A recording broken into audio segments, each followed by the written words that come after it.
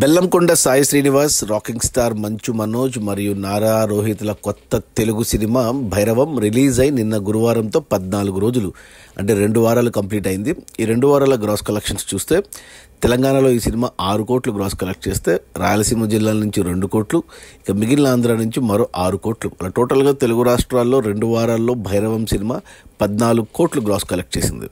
ఇక Karnataka and overseas కలిపి మరో 2 కోట్ల గ్రాస్, అలా టోటల్గా 2 వారాల్లో భైరవం సినిమా 16 కోట్లు గ్రాస్ కలెక్ట్ చేసింది. ఇక అందులో థియేటర్ల రెంట్లు, గవర్నమెంట్ ట్యాక్సులు, ఖర్చులన్నీ పోను డిస్ట్రిబ్యూటర్ షేర్ వచ్చేసి 8 కోట్లు ఉంది.